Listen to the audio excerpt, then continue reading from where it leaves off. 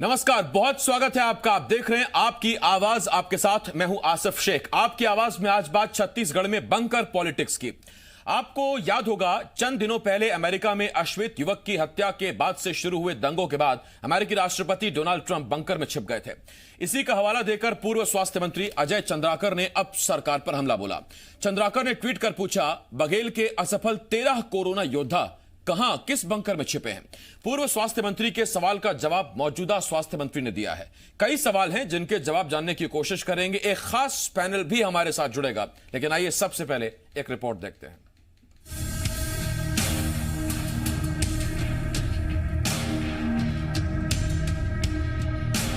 Corona virus से एक तरफ जहां पूरी दुनिया जूझ रही है, वहीं छत्तीसगढ़ पर कोरोना से जंग में बंकर पॉलिटिक्स हावी हो गई है। छत्तीसगढ़ में कोरोना के मामले लगातार बढ़ते जा रहे हैं। कुछ दिन पहले तक कोरोना फ्री होता दिख रहा छत्तीसगढ़ अब कोरोना से इस कदर प्रभावित है कि ये वायरस 5 लोगों की जान ले चुका है।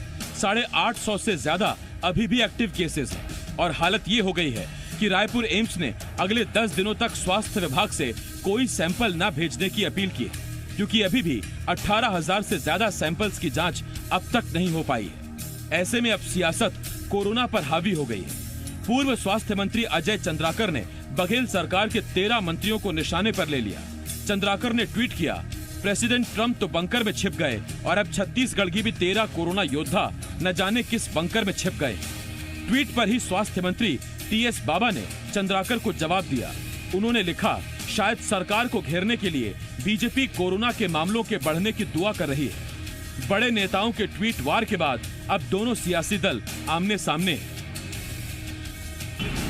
भारतीय जनता पार्टी प्रारंभ से ही और लॉकडाउन के पहले दौर से ही इस बात को सचेत करती रही कि जो प्रवासी मजदूर यहाँ पर आएंगे उस समय के पहले की सारी व्यवस्था चुस्त दुरुस्त की जाए, उनके क्वारंटाइन सेंटर्स ठीक से किए जाएं। और क्वारंटाइन सेंटर्स को लेकर भारतीय जनता पार्टी ने हमेशा चिंता व्यक्त की, लेकिन इस सरकार और यहाँ के मुख्यमंत्री लगातार केवल 300 करोड़ रुपया केंद्र से मांगने के ही धुन में लगे हुए थे, पत्र लिखने की ही धुन में वे थे। जिस प्रकार की ओछी राजनीति छत्तीसगढ़ में भारतीय जनता पार्टी कर रही है, उसको प्रदेश की जनता बड़े नज़दीक से देख रही है। जो संख्या छत्तीसगढ़ में बढ़ रहे हैं, इस संख्या बढ़ने के पीछे केंद्र की सरकार और प्रवासी मजदूरों के साथ जो भाई भतीजावाद भारतीय जनता पार्टी ने किया है, ये उसका नतीजा है। तो क्या अजय चंद्राकर और भारतीय जनता पार्टी में साहस है कि वो प्रधानमंत्री जी से ये सवाल पूछें? सवाल ये है, क्या वाकई सरकार के मंत्री कोरोना से जंग में कहीं बैकफुट पर है? क्या मंत्री वो सक्रियता नहीं दिखा रहे जो उन्हें दिखानी चाहिए, या फिर बढ़ते मामलों के साथ विपक्ष को सरकार को घेरने का मौका मिल गया है, जिसे अब बीजेपी भुना रही है? ब्यूरो रिपोर्ट, जी मीडिया।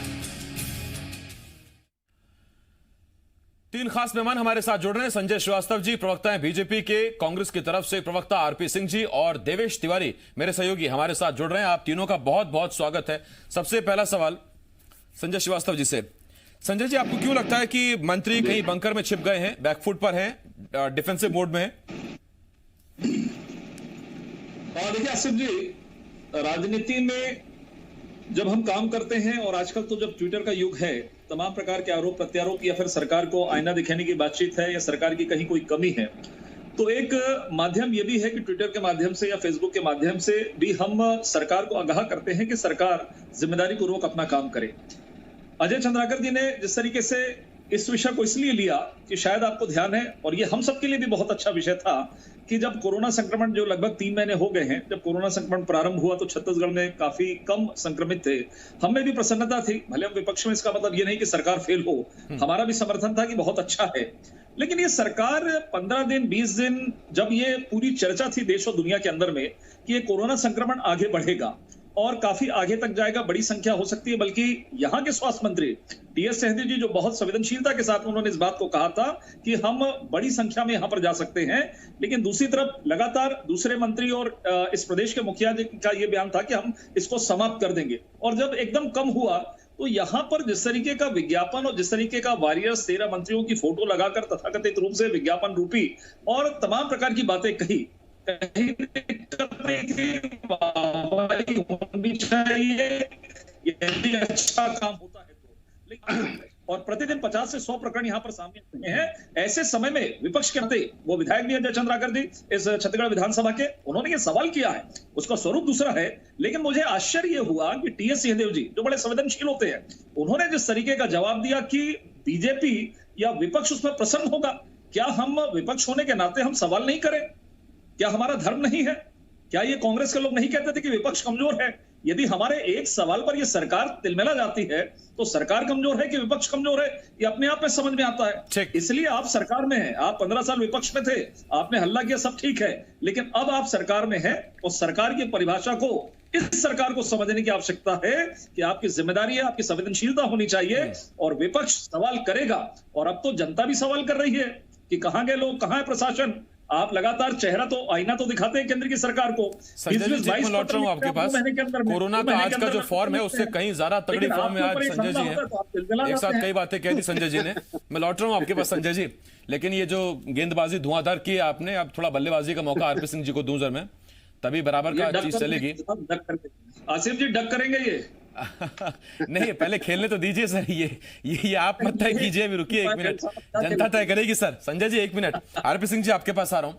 आरपी सिंह जी देखिए, एक कहावत है कि जब तक पूर्ण जीत ना मिल जाए आप सेलिब्रेट मत कीजिए। बार बार संजय जी या बीजेपी के जितने नेता यहां बैठते हैं वो उसी बात को जिक्र करते हैं कि एक तरफ जब आप ही के स्वास्थ्य मंत्री ये कह रहे थे कि अभी मामले बढ़ेंगे, जाहिर बात है पूरी दुनिया में मामले बढ़ रहे हैं और हम जब अपने प्रवासी मजदूरों को लेकर आएंगे तो मामले बढ़ेंगे, लेकिन उस दौरान आप सेलिब्रेशन में लग गए। ये संजय श्रीवास्तव जी भी बात कह रहे हैं और बीजेपी का हर नेता ये बात कह रहा है। और अब आपके बाकी मंत्रियों पर सवाल उठ रहे हैं कि वो कहां है, पिक्चर में क्यों नहीं है, फ्रेम में क्यों नहीं है? देखिए आसिफ भाई, शुरुआत करता हूं चंद्राकर जी के जी अपना जो उन्होंने एक वो किया था ट्वीट, वहां से संजय जी की बातें सुनते फिर आपके सवाल पे आता हूं। जी, चंद्राकर जी ने एक ट्वीट करके पूछा कि बाकी मंत्री कौन से बंकर में छुपे हैं।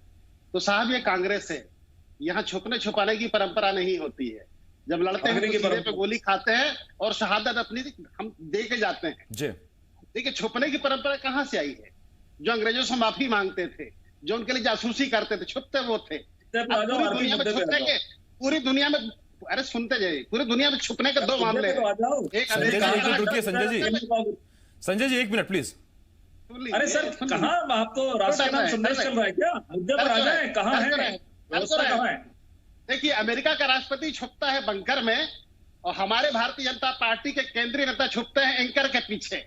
इनके आत्मनिर्भर बनाने का जो प्लान था मोदी जी का, देश का गृह मंत्री 3 बार में आत्मनिर्भर शब्द नहीं बोल पाता है तो एंकर की मदद लेनी पड़ती है, तब जाके देश का गृह मंत्री आत्मनिर्भर बोल पाता है। कल उन्होंने क्या किया? एक वर्चुअल रैली की, जिसका मैं खर्चुअल रैली कहूंगा, खर्चुअल रैली। अगर भूपेश बघेल का इंटरव्यू पढ़ लेना नेशनल में, आत्मनिर्भर वाला देख लेना, जोड़ेंगे तो 150 करोड़ रुपए खर्च हुए और 150 करोड़ रुपए खर्च करके अमित शाह ने पूछा कि मैं विपक्ष से पूछना चाहता हूं कि आपने कोरोना से लड़ने के लिए क्या किया? देश का गृह मंत्री का सवाल मैं अजय चंद्राकर और संजय श्रीवास्तव से पूछना चाहता हूं कि कोरोना से लड़ने के लिए बीजेपी ने इस राज्य में क्या किया है? कोई जवाब? अरे आप तो मन्नत लगाते रहे साहब, कैसे मौतें बढ़े, कैसे मरीज बढ़े, कैसी अवस्थाएं फैले, और आप संख्या का ठीक करने की रहती तो एम्स चिट्ठी लिखता है, हम जांच नहीं करेंगे, क्यों नहीं करोगे? आरपी सिंह जी, मैं आपसे बात कहना चाहता हूं सर, अगर छत्तीसगढ़ की पहले बात हम बात कर लें, वक्त बचेगा तो केंद्र की बात भी कर लेंगे। अगर ये दिशा भ्रमित हो गए, ये मानसिक रूप से संक्रमित हो गए हैं, लोग कोरोना से हो रहे हैं, ये वैचारिक रूप से संक्रमित हो चुके हैं। संजय जी 1 मिनट। पहले अरे सर क्या सुनेंगे सर भाषण, कहाँ का कहाँ ले जा रहे हैं? लोगों की मौत हो और लोगों की लाशों पर बैठ के राजनीति करना, भारतीय जनता पार्टी का भी इलाज किया जाए। ठीक है, लौट रहा हूं आपके पास। आरपी सिंह जी आपके पास भी आता हूं, संजय जी आपके पास भी आ रहा हूं। 1 मिनट संजय जी, 1 मिनट रुकिए। देवेश आपके पास आ रहा हूं। देवेश, ये बात तो ठीक है जो संजय जी ने कही कि एक तरफ टीएस बाबा अकेले थे जो कह रहे थे उस दौर में देखिए हम अभी मामले बढ़ेंगे, और ये जानते सब थे, लेकिन बोल रहे थे टीएस बाबा कि अभी मामले बढ़ेंगे, चूंकि प्रवासी मजदूर भी आएंगे, मूवमेंट होगा तो मामले बढ़ेंगे। लेकिन क्या उतनी सक्रियता वाकई मंत्रियों की देखने को मिली जो बाकी मंत्री हैं, या अपेक्षा के अनुरूप उतने एक्टिव नजर नहीं आए? या कांग्रेस का फिर वही जवाब होगा कि हमें साफ काम करना आता है, ब्रांडिंग करनी नहीं आती बीजेपी की तरह? देखिए आसिफ, इसको आप 2 तरीके से देख सकते हैं। एक, जब लॉकडाउन खुला और एक जब लॉकडाउन लगा, लॉकडाउन लगने से लेकर के लॉकडाउन को प्राइमरी फेसी खोलने तक छत्तीसगढ़ में जाहिर तौर पर कोरोना पॉजिटिव पेशेंट अन्य राज्यों की तुलना में बहुत ही कम थे। और यही वजह है कि सरकार और सरकार के तमाम मंत्रियों ने इसके लेकर के अपनी पीठ भी थपथपाई थी कि हमारे राज्य में बेहतर काम हो रहा है। और यह सत्य भी है कि जब तक लॉकडाउन नहीं खुला था छत्तीसगढ़ में मरीजों की संख्या कम थी।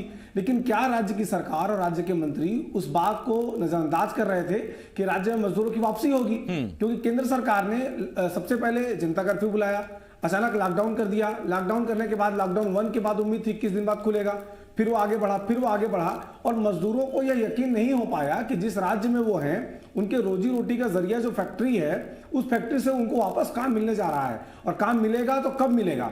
ये तमाम बातें मजदूरों के मन में चलती रही और मजदूर पैदल अपने घरों की ओर निकल पड़े।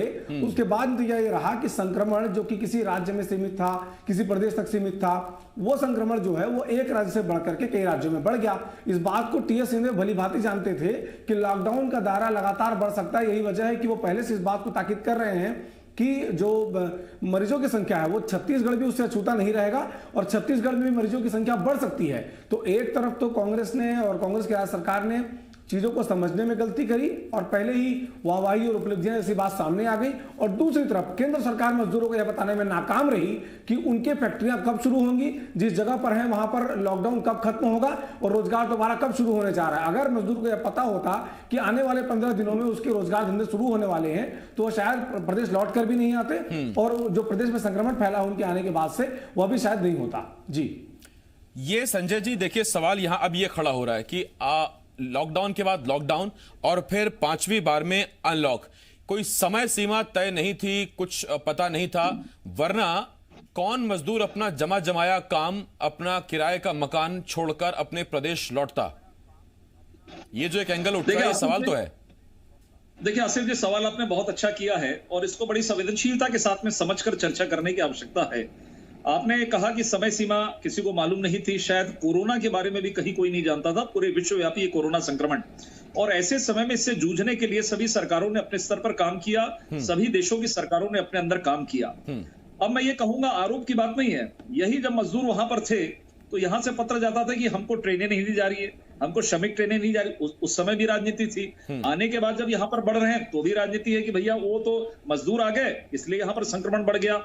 इसलिए आरोप प्रत्यारोप का दौर समाप्त नहीं होगा अपनी कमजोरी को छिपाने के लिए। देखिए राज्य सरकार का एकमात्र काम था कि जब बड़ा विषय यहां पर आया है और सभी राज्यों की सरकारों ने अपने श्रमिकों को यदि बुलाया, इनका काम केवल एक था, बड़े दुख के साथ मुझे कहना पड़ रहा है कि इनको क्वारंटाइन सेंटर, जहां जांच कम से कम हो जाए, क्वारंटाइन सेंटर में व्यवस्था हो जाए, 14 दिन रखकर उनको घर तक पहुंचाए ताकि ये कंट्रोल रहे। मुझे बड़े दुर्भाग्य के साथ में कहना पड़ रहा है, मैं भी छत्तीसगढ़ का निवासी हूं, सरकारें आती हैं, बदलती रहती, जाती रहती है, लेकिन ये सरकार एकमात्र काम जो इनका क्वारंटाइन सेंटर था उसको भी ये ठीक से चला नहीं पाई।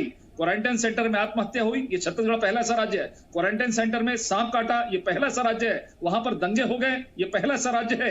लोग छोड़ के चले गए सैकड़ों की संख्या में, ये सरकार कुछ नहीं कर पाई, ये पहला ऐसा राज्य है। मुझे कहते हुए दुख हो रहा है, लेकिन ये सरकार ने कहीं भी इसको ठीक तरीके से पालन नहीं किया। और आपने कहा कि टीएस बाबा समझ रहे थे, लेकिन टीएस बाबा को सरकार नहीं समझ रही ना, स्वास्थ्य मंत्री वो है, लेकिन ये सरकार अलग खड़ी है, टीएस बाबा अलग खड़े हैं, टीएस सिंहदेव जी वो मानने को खाली नहीं है। वो तो आंकड़ा 0 पर लाकर यहां कोई बहुत बड़ा अवार्ड हो जाता है, अवार्ड फंक्शन, कि हमारी सरकार सबसे बेहतर काम करी है, ये इसमें लगे हुए थे। इनको लगा ये छोटा मोटा पीलिया इलिया चेचा केचक का काम है, महीने भर में खत्म हो जाएगा।